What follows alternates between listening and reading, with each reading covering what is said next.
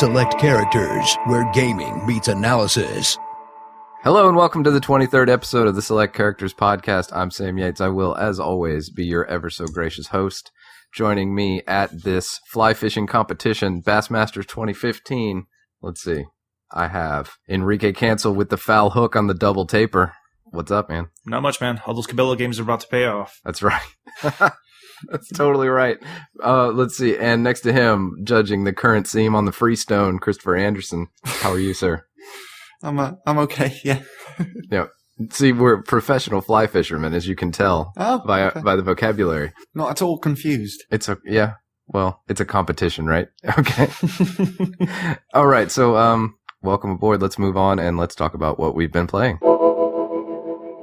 All right. It has been another great week for video games, as always. And let's talk a little bit about what we've been playing. Let's start with you, Enrique.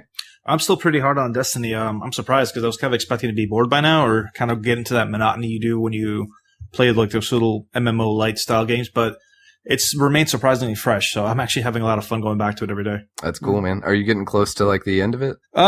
Yes and no. I mean, I'm gearing up enough for the raid now. But I think like it's like the light level is 290 is the minimum you need, which is kind of like the equivalent of World of Warcraft's gear score, where it just kind of sets like a little limit of like how much bonus you get from your gear and stuff like that. That'll let you handle like higher level enemies. So I'm almost at that point. I'm at 288. So nice. Those little 2 points are a bitch to get though, because it just basically gets an average out of everything you have on. Yeah. So if you have like one lower item piece, it's going to weigh you down so you can get a replacement for it. I'm lagging behind you slightly. I'm at 262 now, I believe. I mean, it's not bad considering I don't have a lot of time to like sit down and play for hours on end. I just kind of get an hour here, an hour there when I can. But like I said, I like that the gameplay's kind of compartmentalized. And I mean, you could just log on, do a couple of strikes, get some gear, and then call it a day. So it's pretty well laid out. What's the most light that you can get? I think 310 is the maximum right now because I think that's the highest. Like the light level goes on gear. Yeah, and I guess that's assuming that you get a 310 piece for every slot. Yeah, you don't need to go there. You can do everything that you want to do when you're 300, basically, 302. So anything above that, wow, you are overgeared, basically. That's intense. It's crazy that at that end of the spectrum, like 3 or 4 light makes so much of a difference. Oh, yeah. But it's kind of cool, though, too, because it kind of does what, not Gears of War, what a Guild Wars does, where everything kind of scales down to your level. So even if you go back to, like, Earth, which is kind of like one of the beginning levels, and everything's still technically level 3 or 4, and you're running around level 40 with light gear, level 300. It's still relatively challenging when you're facing like a big squad of people, so you can still get taken out. Which is, I mean, it's kind of fun because it makes you have to play a little bit more careful. Oh, okay. So that's why I had trouble killing some dudes on Earth, even though I was level 40 and at light level 230 at the time. That's pretty cool that they scale it down. I didn't know that. Yeah, like you'll still be able to do like a little bit extra damage, but you're not going to be in a position where you're going to be able to one-shot bosses, which is really cool because I feel like it helps keep that kind of content relevant. Have you? That's neat. Have you done the Crucible attunement quest yet? No. I'm really bad at PvP, so it's not something that I enjoy. So I tend to steer clear of it. You won't enjoy the quest. I love PvP in that game. I absolutely love it, and even I don't like that quest. It's way, way too long. Every step you complete, and a couple new open up, and I like competitive PvP when I'm playing with friends, and we can kind of just have fun with it. But when it's like something where I have to reach a certain goal, or I have my progress is essentially graded, and my content's gated, I just don't enjoy PvP because it's more frustrating. I don't know. I like being competitive. Well, the problem with that quest is at some point it wants you to go to specific game types and win a specific amount of matches, which is not really a problem in 6v6 most of the time because 6v6 matches are pretty fun and chaotic and stuff. I came to a step that made me do 2 wins in the skirmish game mode, which is 3v3. And frustrating. Oh, it's so frustrating. I've been working on that for the past 3 days and I've just finished it tonight. I had to win 2 matches. That's it. Took me 3 days. Why? Because I seem to be getting matched with people who do not want to play together with their teammates. And if you're in 6v6, it's not a very big problem because no matter where you are on the map, there's always at least one guy from your team close to you. But when you're in a team which is 2 other players and you fan out, which is not what you're supposed to do in that game mode, you will encounter the team who is playing together, 3 people in the same place. You can't win anymore. So it's very, very frustrating. Could you just follow one of the other people? Yeah, that's what I routinely do. But even then, you're but only 2's not enough. Yeah. Yeah, exactly. And if you're matched with those kind of people, they will just run away in the middle of a fight, and then you're all on your own there. It's frustrating. I hate that game mode, and I'm glad that I'm done with it. And now it wants me to do 5 wins in elimination, which is basically the same thing. So yeah, my resolve is weakening. I guess hang in there. How does it? Do you go with your gear, or do you start out like fresh? Is it like Halo Deathmatch? You go with your gear, but everything gets normalized. So a guy that has 240 lead level will be on this even playing field as somebody who's got like 290. Yeah, the stats on your gear does still matter. So, if you've got stat that has plus discipline or faster reload speed under certain circumstances, that will happen. But you will have the same amount of HP as all the other guys, and your base stats are all pretty much the same, like your attack power and stuff like that. Unless you're playing Iron Banner, which is an event, and then your gear does matter. Weird. That's weird. Cool. Anything else, Enrique? No, that's been the bulk of it. I played a little bit of Monkey Island because it's a classic game that I like to go back to once in a while. Yeah, that was a good one. All right, let's see. Cruising on over to Chris. What'd you play this week? It's mostly been Destiny, to be honest. I'm gearing up for that PvP stuff, doing my bounties every single day. Like Enrique said, it's nice and compartmentalized. So you just log in every morning at the reset and just do your bounties, and then you log off for the rest of the night. Maybe jump in for a couple of more matches later down the line. But it is good. I'm still very interested in playing it, but I do feel like I'm starting to hit that wall that I hit when I played Destiny 1.0. Is that after a while, and I don't get that with Destiny, I get that with all MMOs. After a while, even though you're getting better gear all the time, you sort of start to wonder, why am I actually doing this? What am I working towards? Yeah. Does it really matter? Because the next time some DLC pack comes out, your best gear is basically being invalidated. Obsolete. Yeah, it's obsolete. But I think I'm going to stick this one out for at least a little while more, because I am really enjoying myself. And now I've got somebody else to play the PvP stuff with, and that makes the PvP more enjoyable than it already was to me. That's cool. I don't know, man. I kind of like that, almost like that new car smell you get when you first get like an expansion and you slowly start replacing your old gear. There's just something exciting about that. Yeah, I agree. Plus, the game throws an exorbitant amount of gear your way, especially when compared to Destiny 1.0, where getting Engrams was pretty hard, and the times that you did get Engrams were few and far between. But now you just get them all the time, and all the currency you need to buy exotic gear from Xur, the strange coins, those are really easy to get. I used all 40 of them I had left over from my playtime in 1.0 last week, and now I've got another 30. So it's pretty easy to get all that stuff now, which is fine. It's less of a grind, which is great. Apart from that PvP quest. God. Oh. But cool. I wanted, they told me that I could have weekly Crucible bounties, and I want those. So I'm subjecting myself to this horror that is 3v3 in order to get those bounties. You just got to stick it out, I guess. The reward is at the end. Yeah. Yeah, well, I guess so. Destiny fever has struck the Select Characters podcast. Yeah, that's the problem with that game, man. I mean, I find it wanting in many facets, but the base game is so enjoyable. The shooting itself is so good. It feels good. And the whole art style and stuff, it's great. Yeah, I mean, if nothing else, the game, like, mechanically, the game is really solid. It feels great. Like, the weapons have a lot of really fun feel and weight when you fire them. Yeah. It's a fun shooter to play. Yeah. Mechanically, it's pretty much flawless. It's a fantastic shooter. It's just the other facets I find wanting, which is a shame. Yeah, it's easier to change that stuff than change your cornerstone, right? So at least they got that part right. Yeah, well, yeah. They've shown to be willing to listen to their community and change things accordingly. So I've got high hopes for the rest of the franchise.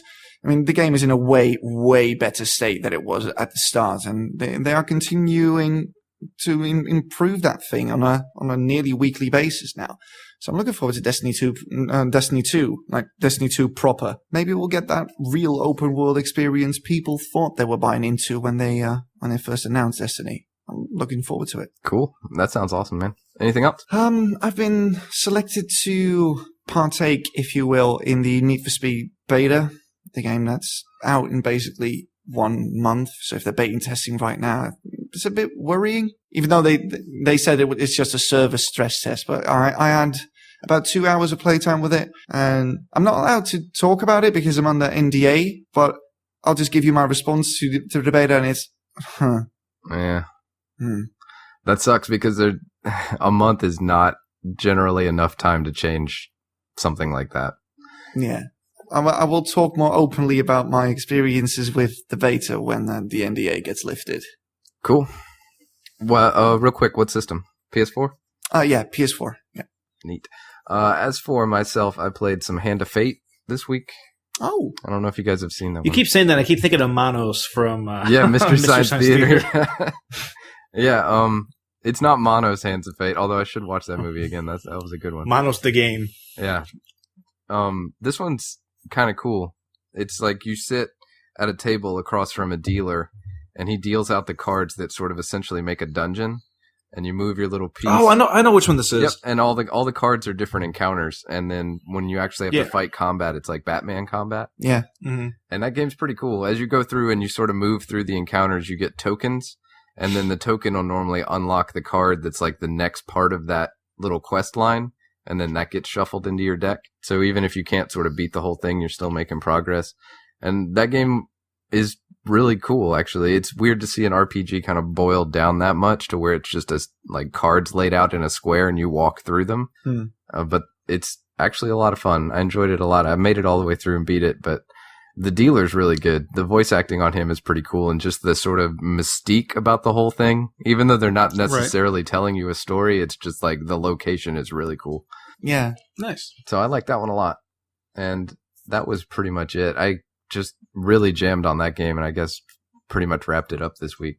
Caught that bug pretty good, but it was the right length so that it could, knock it out in a reasonable span of time. But that's a good game, man. The last time I played it, it was in early access. So since that time, it's been released, and they've added 2 expansions, and now it's just way sharper and way more fun to play than it was back then.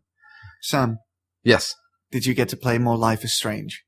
I did not, unfortunately. I know. It's there. I'm going to get back to that one. It's the elephant in the room, and I will. You just have to indulge me because you know that I will keep asking you this question. I know. I want to. It's a conversation I definitely want to have. Yeah. So that's on the to-do list for sure. Okay. I promise. I really do. So I guess that about wraps it up. This week we're going to kind of keep it casual. Ryan's not here. We got some great topics lined up, but we kind of want Ryan on board. We're just going to kind of keep it light, keep it fresh, and, see where we go. So let's move on and talk about some topics and also some light conversation. So the topic of, I guess what, for a lack of a better term, you could consider gamer regret. It's something that's kind of interesting. I've seen a few references to it online, and it's kind of the feeling you get where it's like 8 p.m. and you realize that you've been playing games for the last 8 hours. And I guess it has the potential to look at it and be like, oh, that was my whole day. Civ 5 syndrome, basically. I guess, yeah. Oh, dude, that feels fucking fantastic to me. If I can actually afford to spend that much time on a video game, it feels great. I can't even imagine what that would be like, to be honest. The last time I did that was a long time ago. I've got days and days like that. The last time I did that was when Halo 4 came out, because me and my buddies got together and we had like a LAN party where we all played fucking Halo 4 on Legendary. And I think we beat it on the weekend, but we spent from Friday evening to Monday morning playing the game nonstop, and it felt fantastic after the fact. I still have sessions like that sometimes. Like, one of the upsides of working from home is that I can basically do whatever the hell I want, whenever I want it. So if I just want to play games all day, I can do that. It doesn't happen all that often. The last time that I played games for a significant chunk of my day was when The Witcher 3 got released. I think the first day I played it for about... I can't believe I'm saying this, but 16, 17 hours, something like that. It was ridiculous. That game was a good one. So I understand so that. Good. It's always, for me, it's like a time compression thing, because I'm not, like, I don't feel bad that, like, I spent that time playing video games, because I obviously had a good time. It's that, for some reason, when it is video games, that 8 hours always feels like 20 minutes. Yeah. Yeah, And I'm like, you're right. oh, that's kind of a bummer. But Like, yeah, it's got nothing to go? do with the activity itself. It's got to do with the effect that it has on the passage of time. I think on the whole, when people speak of gamers' regret, I think they're referring to that playing games is still seen as this activity done mainly by socially awkward people. And that's not true, but the stigma that surrounds it is still sort of there. Like when people tell you that, or when you tell people that you just stayed in all night and binged Netflix for about 10 hours, they're like, oh yeah, I do that sometimes. When you say, I've been playing World of Warcraft for 10 hours straight, people will just look at you like, really, dude? Really? You know what I mean? Yeah, they're like, weird. you're going to feel bad. You're going to wish you did something different with that time. Yeah. But But I don't think I so. won't. Yeah. I had fun. It doesn't matter what kind of thing I did that gives me pleasure, as long as I enjoy doing it, right? Right. See, I kind of link it to like sports events too, because I mean, I see people, like they're out and about shopping, and like they revolve their whole day around going home and sitting down and watching a football game or something, and they don't get any flack for it. Like they dress up in their favorite sports team's colors, they go out and buy food, they go out and buy drink. Everything's related to that 1 or 2 hour span where they're just going to sit at home and watch that. And nobody cares. But, if I say, like, oh, yeah, man, I can't wait to play, to get home at 3 o'clock and play Destiny tonight, people kind of roll their eyes at you. It's like, really? It's this weird thing. I think it still comes from the fact that games as a hobby are still not that old, still not as socially acceptable as major sports events are or whatever, So people still find it sort of weird when you just stay in all day and just binge on your Steam library, essentially. Yeah, I always there's a disconnect between how much I assume that that's going to be a relaxing activity and how much it actually is a relaxing activity. And so, I mean, I guess if regret could come from anywhere, it could come from there. I was listening to there's a podcast that Dan Harmon does, and he was talking to his therapist. And she was like, so what do you do for a living? And he's telling her all these tasks that are involved in his everyday. She's like, so what do you do to relax? And he's like, I play video games. And she's like, well, what do you do when you play video games? And he's telling her about playing The Witcher. And like, it just sounds like the same thing, basically. Except for it's like, okay, well, I got to go here and I got to find this ghoul and I got to kill the ghoul and then I got to take it back to the guy. Like, it's just the two things sound almost the same, except for one of them takes place in a fantasy world. And if I had any sort of what you would call gamer regret, it would come from that false productivity aspect of it. Yeah. Like when he was saying that, it really rang true for me. I think that like I have to engage my mind on a task and I have to complete that task, and that video games are just like a shortcut to like actual fulfilling tasks because you can do it faster, right? And it's a faster feedback loop.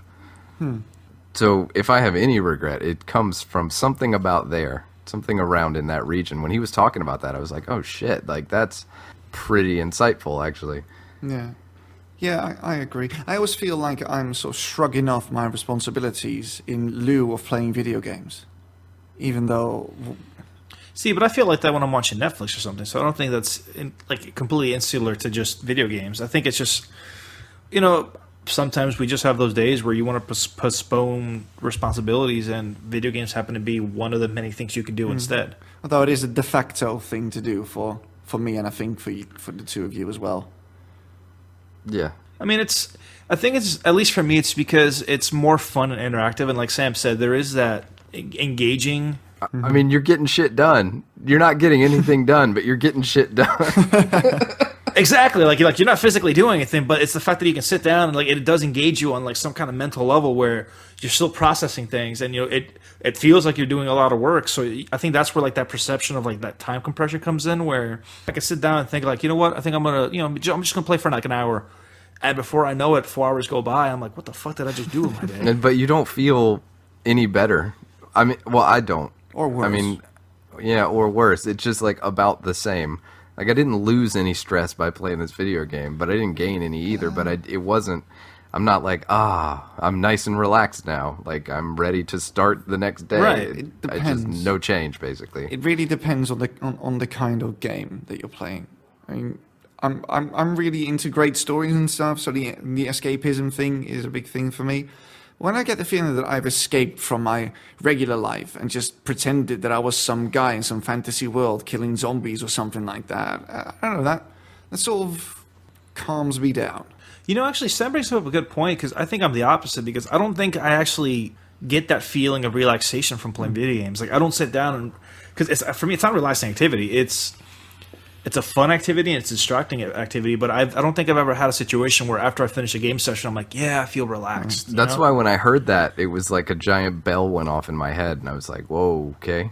Yeah, like, it's not a bad thing, because it's not like I gain any stress out of it, but, I don't necessarily feel more relaxed from my day by playing video games. I think it serves as a fun distraction, and it lets my mind switch gears, which then later on can help me relax when I do something else, because I guess I've already made, like, that transition, but the act of playing games in and of itself isn't really relaxing per se.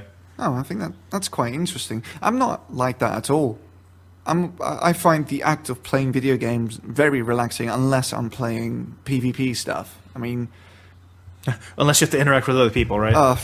Just the people in skirmish, really. I remember a couple of weeks ago when Ryan said, on the podcast actually, that he said that he routinely gets angry at video games, and I told him that I never, ever get angry at all. Whenever I feel that I'm sort of getting annoyed at a game, I just stop playing and go do something else.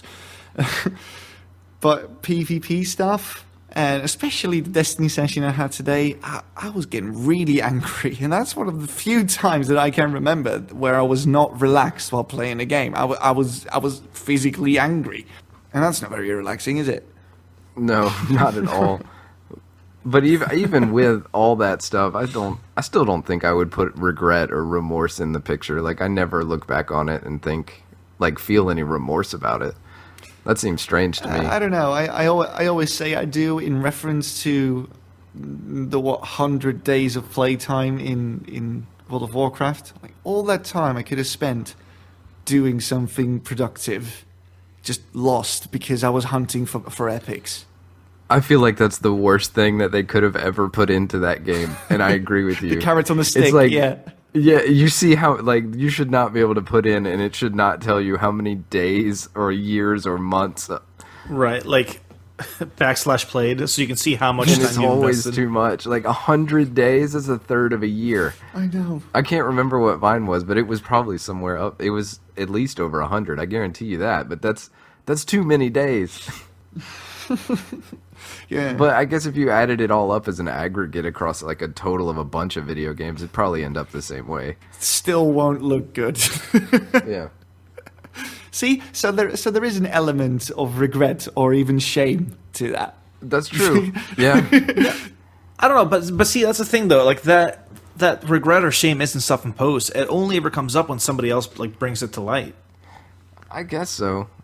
Is it because you're intentionally blind to the fact that you're playing games for an exorbitant amount of hours? It's not because I'm blind. It's just because I'm enjoying my fucking time. Why am I going to regret something I had fun doing? But why do you start to regret it when you see hours played? It's because it's 100 days and not 8 hours. Like if I would sat down and played something for 48 hours right now and only stopped to use the bathroom, I'd feel probably pretty okay about that. But if I looked at it, 2 years down the line and it said 100 days, that would drive me nuts. That would be like a sixth of the last 2 years that I've been playing this. It's like when it all piles up together, it seems to be something different. I do feel like I have to know that those 100 days, those were spread out over 10 years, just so you know. It's not like I cranked those out during one expansion pack. Right. No, I get that. That's the thing. You played 100 days in when the past you 3 bundle it all months. together, I guess maybe there is a little bit of a tinge of regret to it, but it's not even that. It's more like a shocked, sort of stunned, like wow, It seems to be like you were pretty adamant about I never feel regret, but it seems to be that World of Warcraft is the exception to the rule there. It's like I said, man. They should not put that command in that game because nobody needs to see that. That doesn't help anybody do anything. Just remember, Sam, you never quit World of Warcraft. You just go AFK. Now, I find that keeps on ringing very true for me because I tend to quit when I've been playing it for 3 months or something, and then I come back when the next expansion pack releases. I played hardcore for the first 3 or 4 expansion packs. How much of that do you think is because you spent like over 100 days playing the game and you kind of feel that investment? I'm more invested in the story than I am invested in my character, and I just like to experience the story firsthand. So, not via YouTube videos or wiki pages. I want to play the story. So that's why I keep going back, because if nothing else, I find the story very interesting. I never was a raider. I never was a real PvPer. I was just a serial leveler, I guess. But I like the story. That's why I keep coming back. And that's why I will be coming back to the next expansion pack. I think, actually, let me add this point to the discussion. And the reason is because when you see that amount of time, and then you see it at a point where you're done with the game and you're not interested in it anymore. So when you see, like, crap, I spent 100 days on this thing, I don't even like it, like, right now. It's hard to sort of run a regression model on that and have it go backwards to the time where you... So you think you're almost already biased against it, so it's the feeling of regret's gonna be incremental. Yeah, I'm like, I spent 100 days feeling. I don't know, for 99 of those, I must have liked it exactly as much as I do now, which is none. Obviously, that's not true, but like in the moment, it seems like it could feel that way. And I guess you could probably put a little bit of a regretful spin on that. I think because you don't see it until the very end.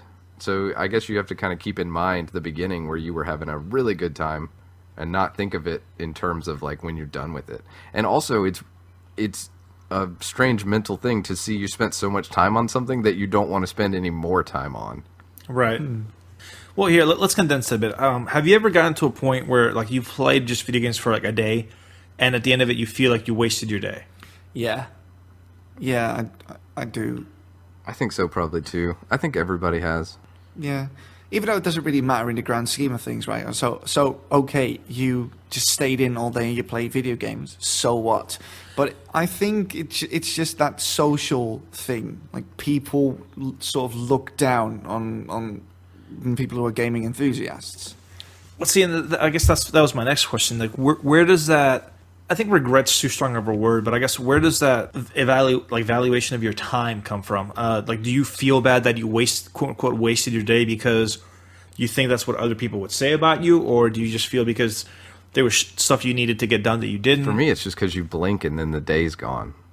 It's got nothing to do with what you could or could not have done. It's just like it feels like the whole day just flew right by you, and you're like, no, the day slipped through my fingers. Yeah, even though, I understand that train of thought, but it doesn't really matter in the grand scheme of things, does it? Like, do whatever you want to. You wouldn't be feeling that same sort of twinge of regret or shame or whatever you want to call it, hesitance, if you just read a book all day. No, I read a book all day on Thursday, and I was still kind of bummed out about it. Okay. Do you feel like you wasted your day with that book? I kind of do, but I don't know, man. I mean, only because I have such very limited opportunity to do something like that. Right. And I'm like, man, there are 6 other like fun things that I could have done. Like, I'm bummed out about the fun thing I did because I didn't do other fun things. This is weird. Spoiled for choice, basically. Yeah, I guess so.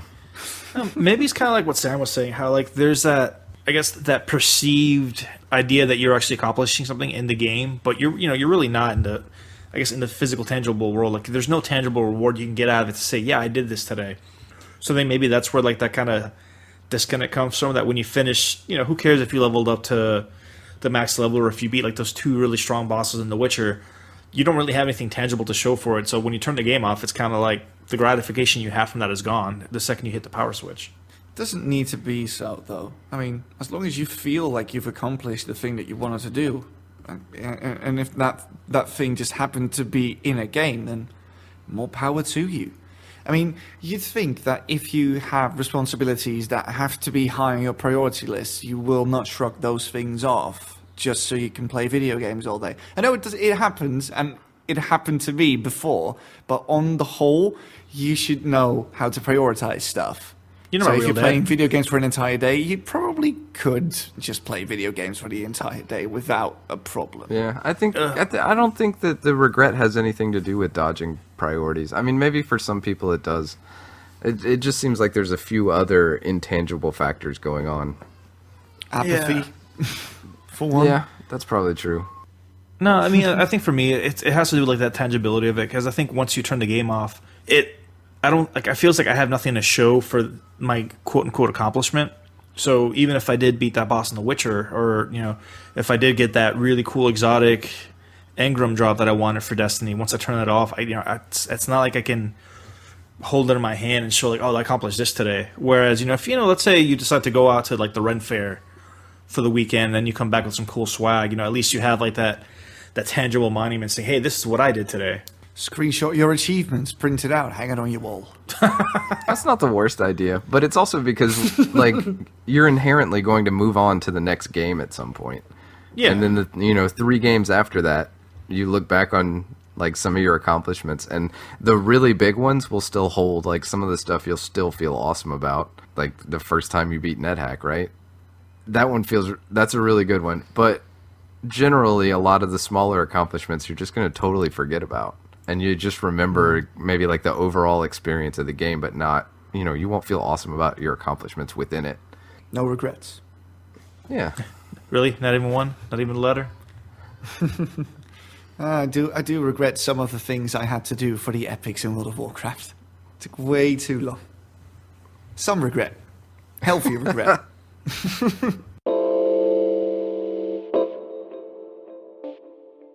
So Sam mentioned actually that he beat Hands of Fate earlier this week. And it kind of got me thinking, when's the last time you actually beat a game? Before that one was Metal Gear. And before Metal Gear was...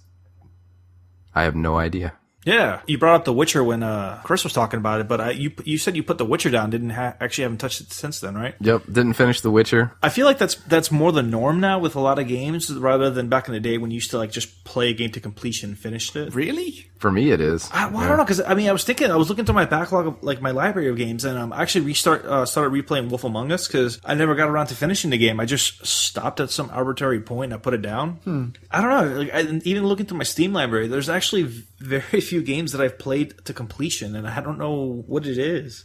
I play through 90% of the games I buy until I finish the story. At least I want to see the story resolved. Do you stick to one game until you finish it, or do you kind of like bounce around and come back to it eventually? I usually play several games at the same time. Not many story intensive games at the same time, though. So when I was playing The Witcher, I wasn't really playing heavy narrative experiences at the same time. Right. I was just playing like stuff like Hearthstone and Heroes of the Storm, something that is made for you to just pick up and put down at arbitrary moments. But usually I finish a game until I've completed the story, and I do tend to find actually that when I'm playing the main story, I'm also playing all the side missions and stuff. And I really like doing all that things. I like doing all the side missions and stuff. But the moment I finish the story, I sort of don't want to do the side missions anymore either. Oh my god, that's exactly what happened to me. that was going to be my next point, because the same thing happened with Metal Gear and with Hand of Fate. I was like, Metal Gear, I was like, cool, I'm going to, I just want to get through the story, and when I'm done, I'll go back and do all these side ops. And then Hand of Fate, there's a whole deck of all these different characters you can play with, and I was like, oh cool, I want to see what those are about, but first I just want to finish this real quick. Both times, I'm done, man. I probably am very unlikely to go back and play either of those. Yeah. Maybe Metal Gear, but definitely not Hand of Fate. Like, once you beat it, it's just like, why? Why do that stuff? Everything feels pointless. Yeah, why unlock more things? Because, like, there is no final challenge to apply them to. Yeah, exactly. I mean, I've seen credits. I'm gonna fuck off now. Basically that. It's weird. That happened to me twice, and it's really strange. I was just thinking about that. It's bananas, and I guess it's such a stark contrast because I haven't actually finished a game in such a long time. But yeah, like after that, I just can't do it, I guess. You really should finish The Witcher, man. Seriously. Yeah, that one seems unlikely. Maybe I could just mainline the main quest, maybe. Yeah, at the very least, do that. At the very least, just finish the main story. I mean, I'd like to finish Pillars of Eternity, too. Oh, God, I need to go back to that eventually. Fuck. Yeah, probably more than The Witcher. But Pillars of Eternity, and what was the other one that came out around the same time? That was another CRPG. Was it Divinity? Original Sin? Yep, Divinity, Original Sin. Yeah, that game was good, but the co-op shit felt real weird to me, because even though you're a party of two people, you still have to, like, paper, rock, scissors with the other person or something whenever you want to make conversation choices. I guess that makes more sense when you're playing it as an actual co-op game, but yeah, when it's single player, it was kind of like, I don't know, like you want to develop your own schizophrenic personality to really get the full enjoyment out of it. And just as an aside, I know that you're making a throwback game, but like you don't need to have that weird inventory management shit where everybody has their own inventory. Jesus Christ. Like that's archaic like, for a reason. And it's not necessary. Man, that was not fun whatsoever. I mean, it's not that's not the stuff that people are nostalgic for in the first place, right? No, absolutely not. Actually, didn't Pillars of Eternity had something like that too? Because didn't everybody have their own like unique inventory as well? Yep, that one wasn't great either. Man, like and it sucks because I get so OCD about managing like inventory and organizing it, and just having to deal with like 7 different people's inventories was just Because we're getting off topic, but right, there's no topic this time. We're just talking, but it's like you take the guy to open the door and it won't open, and you're like, I swear I picked up the key, and you have to drive like all 3 people up to the door until you drive the one up that has the key, and then the door unlocks. Like that. And what kills me is like you had a general stash, and then from the general stash you had to go into each one's individual stash. Yeah, that's right. And you're right, and like you're looking for like that one clue you need, like that one book that has the password, or like that one key, and you're freaking scrolling through every single character. You're like, where the hell did I put this thing? It's too much, man. It's not the good parts. Like just make a game with the good parts, I think. I think that every developer just goes into game development wanting to make the game with just the good parts. Yes. It just never pans out that way. I don't know. I played some games. Where are the bad parts coming from? You know what this game needs? Some fucked up minigame nobody asked for. Yes, brilliant. Do it. Looking at you, vehicle sections in Bayonetta 2. Oh, dude, I need to play Bayonetta 2. I have it. I just haven't played it yet. But would you beat it? That's a great question. Probably not. Probably. I don't know. What makes you put a game down? Like the last game you put down, what made you do it? Honestly, I don't have a lot of time to invest in it like I did back in the day. So for me, is I'll get to play maybe 1 or 2 hours every few days, and eventually another game comes up that piques my interest, and I'll pick that one up before I get to even finish this one that I'm on now. It's hard to go back, right? Yeah, and that's kind of it too. Because it's hard to go back because once you're starting a new game, you almost feel like you're backtracking or you're going to be left behind if you're not playing it right now. Really? But also on top of that, it's like when I don't know, I feel like there's this threshold that when you reach a certain amount of time from playing a game, you can't just jump back into it. You almost need to restart it. Oh, yeah, because you're not really up to date with the mechanics anymore, and the story doesn't really make sense to you anymore because you've forgotten all the characters and stuff. And the worst part is like there's this weird like sweet spot where you're too far to just jump in, but you're also not far enough to where playing that whole first half again is going to feel fresh. Yeah. That's what actually... It's almost like this catch-22 where like I don't want to just jump back in because I don't remember enough where I'm going to feel invested in the game by just jumping from like the middle point, but at the same time, it's still fresh enough in my mind where it's a chore to have to go replay through that whole intro section again. Yeah, that's why I haven't been playing The Witcher 3 until I'm in Velen, because the new DLC is coming out in a week, 2 weeks, something like that. And you need to be in a specific zone in order for you to play that. And you have the option of just having a new Geralt just handed to you at level 30 and you can just go do the DLC stuff. But I kind of don't want to do that either because that throws me just in the middle of the story, like the main story of the game. So I've been stuck in White Orchard, which is the tutorial area, for about a month now, if not more. But I really need to get to that part on the Geralt I've been playing with for about 100 hours now because he's the character I've been developing. One game that I'm not going to finish, by the way, and it pains me to say this because I really like Blizzard games and I like the stories, but I'm probably never going to... Heroes of the Storm? No, you can't finish that. No, I'm probably never finished Diablo 3. Probably not. Really? Because that's probably one of the easiest games you could finish. Exactly. The first time. Yeah, you can finish it the first time in like an afternoon. Yeah. But it's not fun to me, that game, because when you first play the game, you can only play on, what is it, like normal or hard? And hard is still really easy. I haven't died a single time. And I don't mind it when games are easy, but I do mind it when a game provides no challenge whatsoever. I could just stand in place and just spam my main spell and basically kill everything. I don't really find that fun. After about 10 hours, I was fed up with it. I don't blame you. What I wanted to ask you, why is the Witcher DLC separate from the finish the game, done with it rule, do you think? Is it because it's almost like its own mini game in a way? Yeah, it is. It's usually its own isolated story within the main quest, basically. Plus, I've played through the entire game, I've played all the side missions, and now there's new stuff. And because I like CD Projekt Red's approach to storytelling, and I really want to know what these characters will do in that new setting, I will gladly play it. Yeah, so it's almost like the DLC slots in after the credits. Right.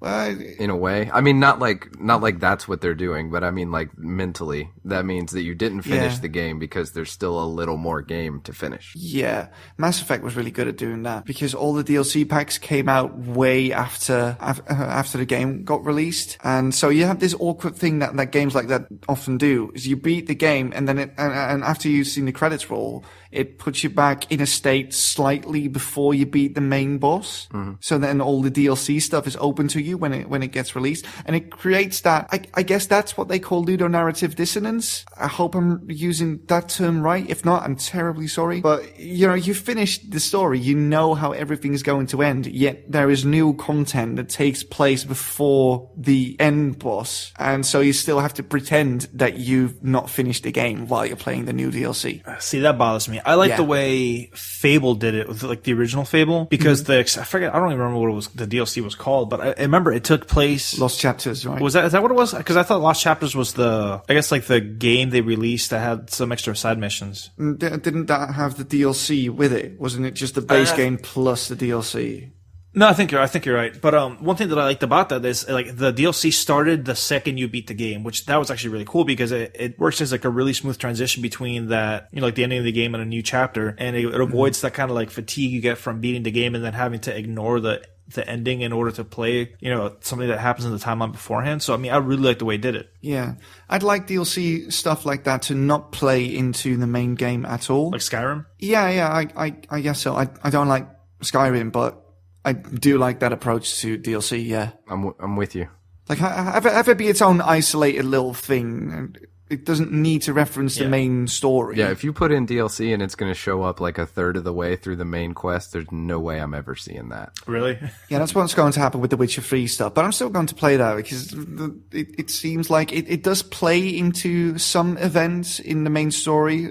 According to some previewers, they do make references to your choices in the game and other characters in the main story and stuff. But it is, for all intents and purposes, its own isolated little story within the main story, much in the same way that the side quests in The Witcher 3 were, but slightly bigger. Yeah, but I mean, like I found like those situations where like they're referencing the main game, I think that's more of a fan service than any actual requirement for it. Yeah, well, it makes it feel a bit too isolated if they don't do that, if they don't acknowledge that thing that you're there for. It's one of those things that you're only going to really see the benefit of it is if you've played like the previous areas that they were referencing. But if you're someone like Sam that, let's say he just wants to pick the game up at level 30 and go into the expansion, he's not going to gain or lose anything from it. Yeah. Which actually, I wonder, I'm trying to sort this out in my own head, but I wonder if the fact that DLC is such a thing kind of adds to the fact that I haven't beat a lot of games. I wonder if I see the DLC come out, and if I already beat the game, then I sort of feel like I didn't get the complete experience. And I wonder if there's a little apprehension there on my part to actually beat a game knowing there's going to be DLC because I'm not getting the full game experience altogether. Well, the way I look at it, when that happens to a game that I've been playing that I've finished and then DLC comes out, I usually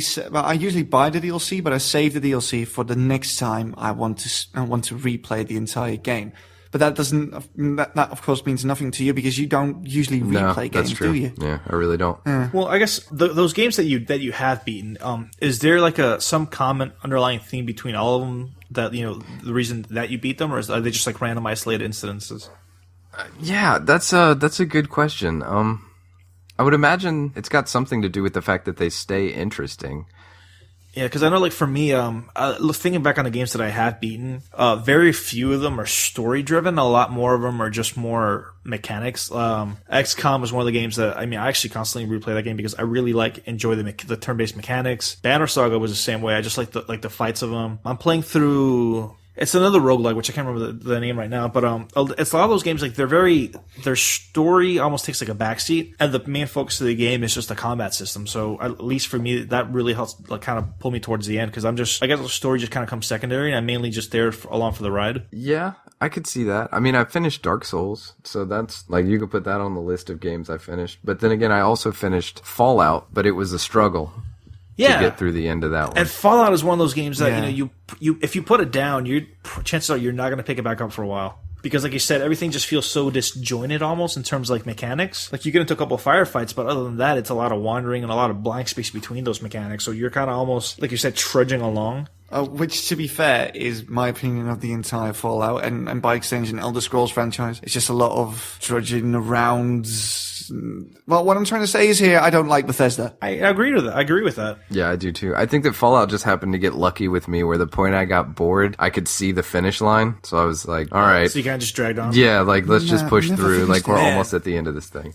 Dude, so New Vegas, I had a blast playing in New Vegas, and was it Old World Blues was a really fun expansion, I think. But, God, was it the Sierra Leone one where you went to the casino? That one just dragged on for so long that it made me put the game down. I haven't picked it up since because of that. Yeah, same here. Oh my God. I made it to New Vegas proper. Played for a couple of hours above that and just let it go. I think you're right, man. I'm looking through this. I'm scrolling through my Steam library looking at games that I've beat. And I beat Shovel Knight. I beat Rogue Legacy. I beat Spelunky. Like, those games are all, like, beating it is the final accomplishment because they're very mechanics heavy, right? Like, beating them is when you win, essentially. And then looking at games I haven't finished are all the opposite side where they're like beating them is when you see the end of the story, basically. Like, they're not challenging anymore way before the end of the story, but the story continues, and those are the games that I haven't finished. Yeah, I'm looking from a Steam library as well, and I finished a decent amount of these games. Tower of Guns, finished that one. Yeah, man, that's it. That's exactly what it is. The games that I'll finish are a mechanical challenge from start to finish, and your ultimate culmination of success is to finish the game. Yeah, like, you beat the game. Like, that's the goal of the game. You're actually beating the mechanics. Yeah, because, I look into my Steam library, it's almost the same thing. I think a good 90% of the games that I have that completed are games that are just very mechanic heavy. Darkest Dungeon was the one that I was talking about earlier. It's a great game, and I've gotten pretty far on it. But again, it's just because it's got really cool combat mechanics, and I play it because I keep going through for the sake of the fights. And even Sid Meier's. Sid Meier's has an arguably really weak story, so that's not my motivation to play it. The one more turn kind of impulse comes from just the fact that I really enjoy the kind of like the turn-based mechanic of it. How do you mean weak story? It doesn't have a story at all. It has a vague-ish story. It does? Stuff happens, Yeah, stuff happens. Your friends turn into your enemies. Enemies become friends. Yeah, but that's not. But that's not a written story. That is not a story you can prescribe some sort of quality to because you are the one writing the story. Essentially, it's called emergent narrative, sir. Get with it. Yeah, but you can't really say that the Civ 5 story is good or bad because there is no story. The only story that is there is the one that you thought up in your own head based on the moves you made in the game. It's not the game telling the story to you. It's you making up the story because you are playing the game. Fair enough. I will agree to your point. But again, it supports the idea that the games that I beat are games that really don't have a story. They're just very mechanic intensive. I was thinking back on that, and I think that it's got more to do with the quality of the story than the story itself, because I did finish The Last of Us. That's true, yeah. The Last of Us was one of the ones that I finished. Amazing story. Right. And I think that in that case, like, that story has enough oomph to push through. The mechanics aren't bad, but they're not, astounding either. But the story that frames that game is enough to pull you all the way through it. So it's not exactly the fact of story versus mechanic. It has to be a very good story. Where would you put a game like Monkey Island where it's got a story, and it's a lot of the appeal of the game comes from the writing, but it also has like those puzzle mechanics to it. Yeah, that game I think that you just play because you like it or something. It's tough to put a point-and-click adventure game on that spectrum because a lot of it's got to do with the fact that it's charming the whole way through, and it's also not super-duper long. Yeah, because I feel like in those kind of games, the mechanic and story elements are just almost tangled so deeply within each other. Yeah, I guess that's true. Some of the puzzles can be weird and esoteric, but I think that most of what I liked about point-and-click adventure games was just I don't know. I would say tone, maybe, perhaps. Like Maniac Mansion, Day of the Tentacle, kind of the same game. King's Quest 6. Oddly enough, those are all games that I've actually sat and beat, from start to finish. And they're not that long once you know what you're doing and once you know what's going on. And so maybe that helps because, as an entire piece of content where you know all the solutions, they're not that big, so they don't really wear out their welcome. I'm looking for my library, and I'm the polar opposite of the two of you. It seems I have a hard time finishing games that have a heavy emphasis on mechanics and are very bare bones in terms of narrative and in atmosphere. Is that because you're bad at video games? No, actually, I'm quite good at video games, I'll have you know. Or at least average. But stories usually pull me through. And when it's just the mechanics, little to no story, or it doesn't really give me a reason to continue playing. And I do say that knowing fully well that I play Destiny because of the mechanics. So that is the exception to the rule. The games that I've finished multiple times, Alan Wake, the BioShock series, for instance, Borderlands, I think, has an all-right story. It's good enough to help you go along. The mechanics are, I think I like the mechanics more than the story there. Stuff like Deus Ex. Alan Wake was a pretty good one. Alan Wake's fantastic. Yeah, I like that one a good bit. It's not pretty good. It's fantastic. Just so you know. I'll take that. Twin Peaks is fantastic, so thus Alan Wake can also be, I guess, through the transitive property, basically fantastic. Yeah. Same with Life is Strange, actually. It's heavily influenced by Twin Peaks. Which everything should be. Everything should be Twin Peaks. Like, I want to play Log Lady, the video game. Where's that? Oh, game developers, you're welcome. That one's free. Get on it.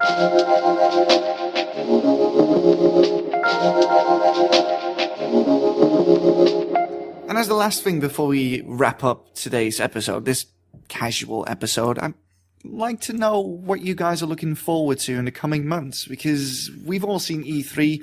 They announced a shit ton of games for the end of the year, and the end of the year is nigh. So let's just talk about that. I'm excited for that Steam controller and the Steam Link. Yeah. Oh, yeah. You ordered those, right? Yeah, I got a pre-order in for both of those, and I'm eager to see. I think they ship on the 16th. Ooh, of this month, right?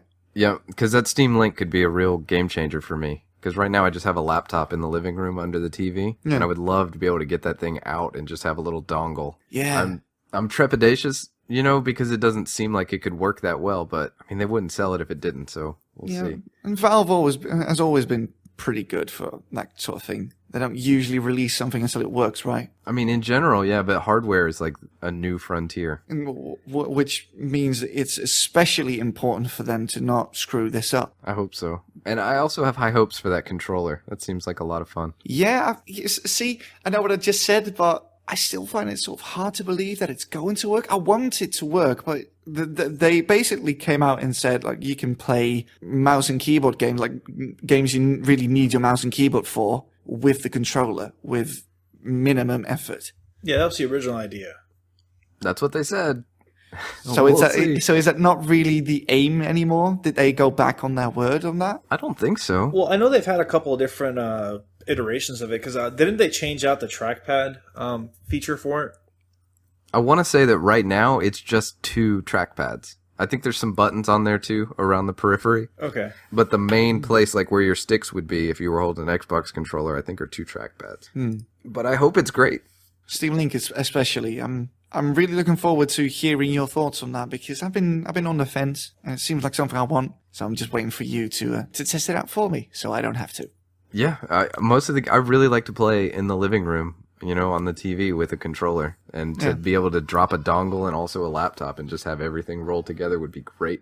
And if that controller works like they say it does, then I could play, Age of Wonders 3, I could play Pillars of Eternity, all kinds of stuff from my couch. Yeah. Which, yes, I know I can do that now with a wireless mouse and keyboard, but to be able to do it with a controller sounds really cool. I know they've redone the controller design a lot, especially with the trackpads, because I guess like the whole idea is like it's supposed to kind of have like haptic feedback, so it's supposed to be able to mimic almost like a 1-to-1 ratio the movement you get from a mouse, but I don't know. Oh, look, I'm looking at a picture of it. It actually does have a stick. It's got 1 stick. Oh, okay, yeah, so they did change it. Yeah, there's 1 stick, two D-pads, 2 trackpads, and 4 face buttons. Huh. Okay. Looks neat. But that's what I'm currently the closest to being excited to, because that's going to come out the soonest. And apparently coming next week, actually, feels like we're being transported back to 2012. Because there's a new Rock Band coming, and not soon after that, there's going to be a new Guitar Hero. Yep, Guitar Hero Live. Yeah, it's been looking really good, like with the live action stuff. Yeah, I wonder how they're going to pull that off. Yeah, because it doesn't seem to me like that can be very dynamic, can it? Well, you heard how they processed the game, right? Like where they basically just captured hours of footage of a crowd reacting differently. Yeah.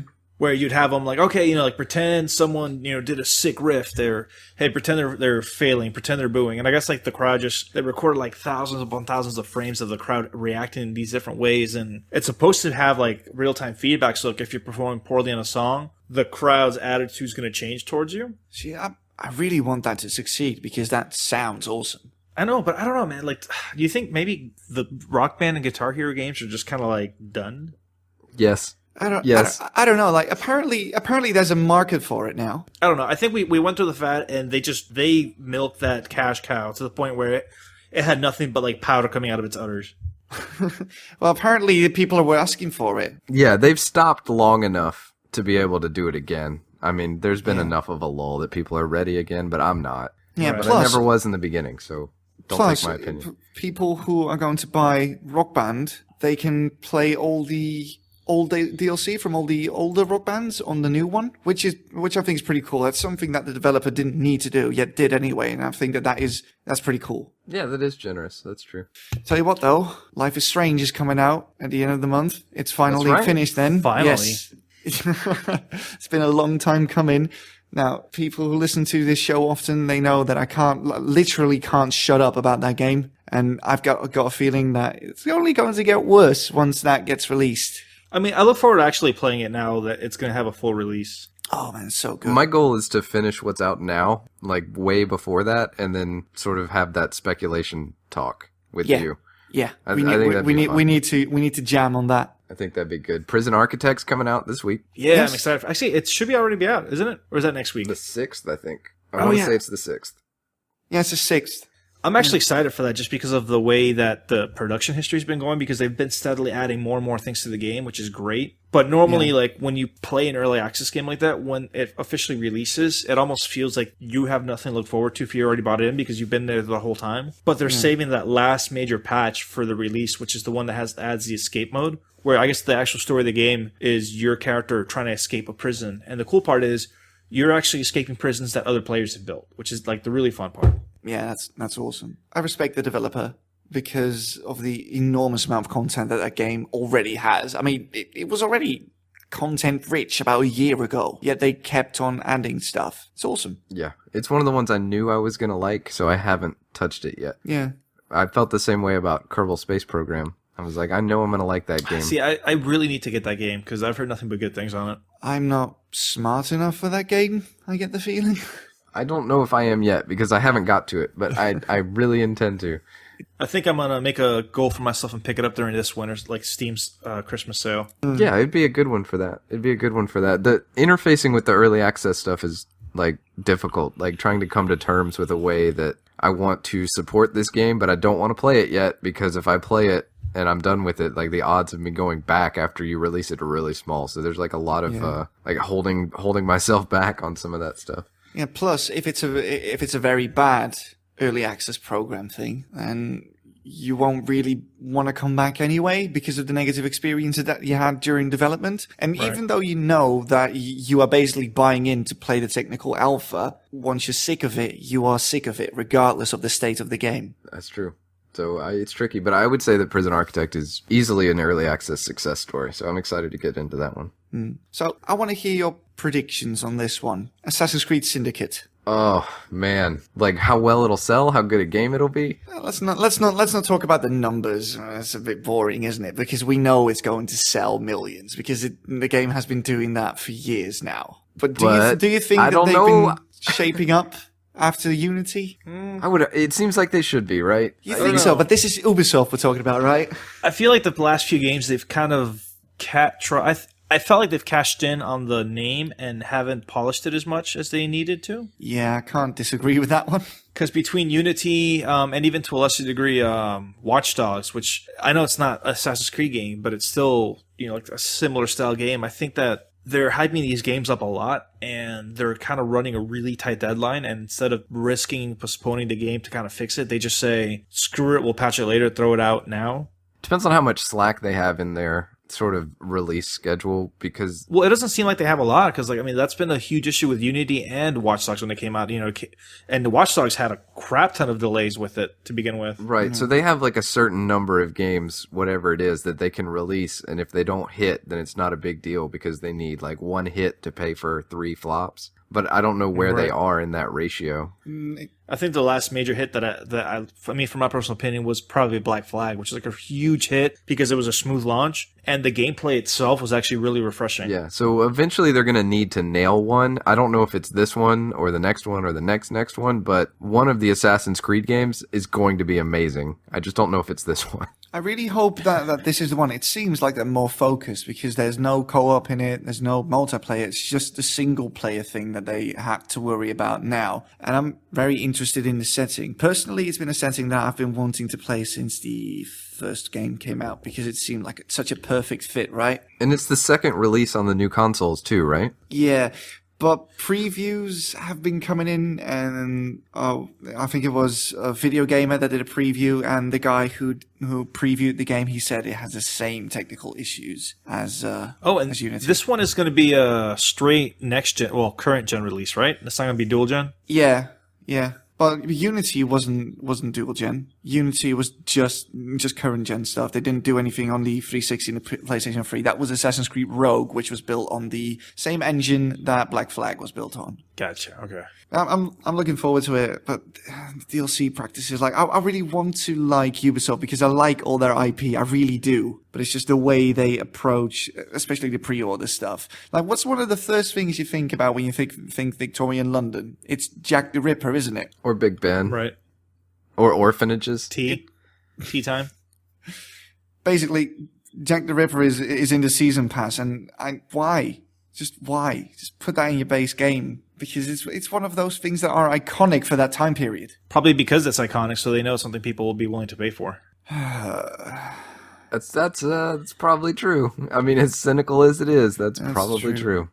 On a more positive note, Star Wars Battlefront. I mean, that's the big one, isn't it? Together with Fallout 4, which releases a couple weeks before that. Oh wait, no, 3 days before that. Sorry, 7 days. So is it weird? I mean, Star Wars Battlefront.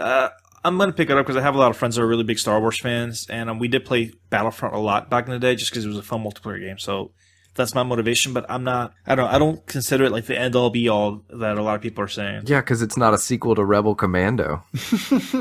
Stop living in the past, Yates. Or Rogue Squadron. Yeah, that'd be fine too. Or the one on the 64 where you could be the Yeti with the secret. Oh God, yeah, I remember that. Or no, whatever the Star Wars version of a Yeti is. I don't know.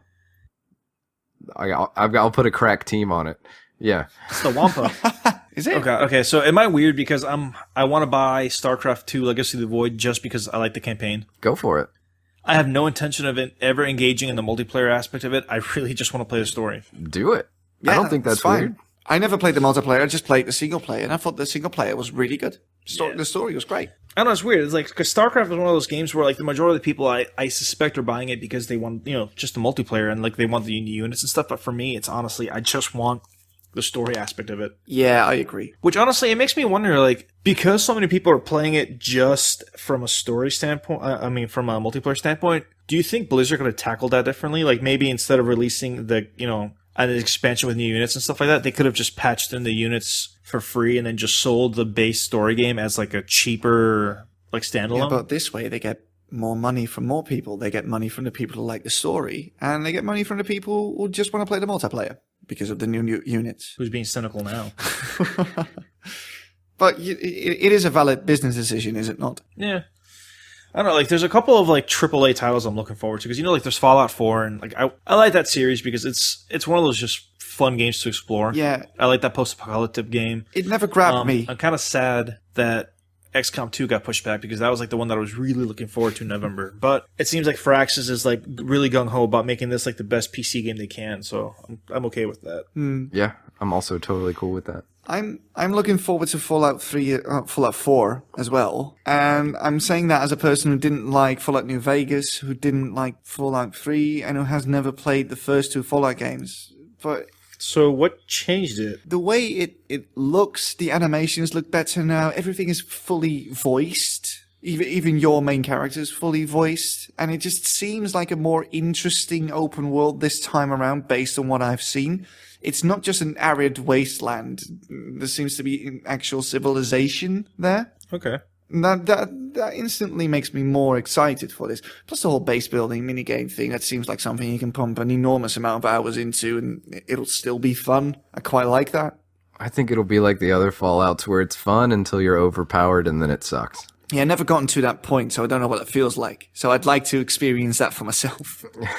It just feels like that kind of loop. It's just, the game's pretty cool, and the mods help a lot with that. Like, that helped keep New Vegas interesting. But the vanilla game, and I guess basically all Bethesda games are like that. They're really fun in the beginning where you got to struggle for every scrap you can get, but then at a certain point you just crest the hill, and then it's just not great anymore. Yeah. Right, to sum up the rest of my year, really, really looking forward to finishing up Life is Strange with the release of episode 5. And I think, regardless of any technical issues, I think I'm probably going to enjoy Assassin's Creed Syndicate. And that's going to probably be my year. Oh, wait, no, I forgot about one. Roller Coaster Tycoon World. Because I like Roller Coaster Tycoon. And I'll probably enjoy that one. But I think that those are the 3 things that I look forward the most until the end of the year. Yeah, I'm looking at it. Xenoblade Chronicles X, I kind of want to play. I want to see what that's about. Oh, man. Speaking of the Wii U, freaking, I actually really want to play Yoshi Woolly World.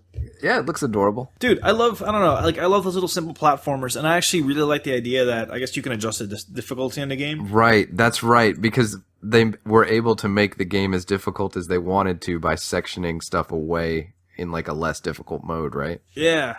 That does bode well. So you can make it so you can't die. You can make it so like there's platforms covering all the difficult jumps. You can make it so it's as challenging as you want it to have it. So I don't know. I think it's a cool, interesting approach to that kind of game. Absolutely. I do want to see how that pans out just in general, like as a solution to the difficulty versus audience problem. I'd like to see how they approach that. And I think for me, I'm probably just gonna blow a wad of money on like this Steam Christmas sale. Just pick up a couple games that I didn't get around to. Oh, but we always do that, don't we? Yep. It's the most wonderful time of the year. Those damn games that you have no reason to play, but you're like, it's on sale, I might as well. Yeah, I don't like how like watchful I feel. Like there's games that I'm looking forward to, but it's like, man, I hope they turn out good. Like that's that's actually a really good point because I'm noticing that it's not even watchful. I don't want to say cynical, but I'm hesitant because, like you said, like there's all these games that I want to like, but my first thought is like, God, I hope that game doesn't suck. Right? That's so weird that that's your first thought. Like you can't. It sucks to be in a climate where you can't expect things to be awesome. That's a bummer. Yeah, like I can't expect somebody to put out a quality content game just for the sake of having a quality game. You know, there's all these background ideas that are floating in my head, like, oh well. Maybe they're rushing to make a deadline, or hey, maybe they're going to chop it up and sell me DLC. Maybe they're going to do this. I feel like I shouldn't be thinking that way. Yeah, I agree. But what are you going to do? You just gotta have fun, man. If they would let me, I totally would. Why don't they let me have fun? Like I would. Were it not for all these terrible launches and bugs. It's true. It's fact. Nah, I'm just going to remain positive here. It's been a great year until now. I got the feeling that we won't be disappointed this year. And you know what? Even if we are, like you said, it has been a great year. So, I mean, I have a really good backlog of games to play just in case. Yeah, exactly. And we actually talked about this, I think yesterday or the day before that, Sam. This year is already pretty great, but it's even greater in comparison to last year, which was not all that great. Yeah. I mean, last year wasn't bad, but this year has been so amazing that it's knocked the last few years out of the park, I think. So, 2015, not as great as 2008, but at least not as shit as 2014. Last week for our game club, we played The Secret of Monkey Island, which was a great game, blast from the past for me personally. And you can watch the game club video for that by clicking the annotation on this video. And as for next week, it's my turn to choose the game. And I thought since we had so much fun playing the Stanley Parable that we'd play the new game from the same developers, and it's called The Beginner's Guide. I'm okay with Looking forward to that. Yeah, I think that this game kind of just absolutely came out of nowhere, right? Like it was announced, 3 days before it released, I think? Yeah. And I was really impressed with a lot of the creative decisions they made in the Stanley Parable, and I've been wanting to play it anyway, so I think that's a good choice. I've been reading some reviews on that game, and everybody seems to have a pretty hard time explaining what it actually is, so yeah, color me interested. Oh boy, so I guess it's our turn to take a crack at that one. Yeah. No pressure. Yeah, so we'll see. And that will conclude episode 23 of the Select Characters podcast. Thank you very much for listening. You can find us online in the usual places, /r/Select Characters, Facebook and Twitter. Check out the YouTube channel. We got good stuff going on up there all the time. Leave us some comments. Send us an email to selectcharacters@gmail.com. And you can find all this contact info in the show notes. And until next week, have a great one. Goodbye. Later.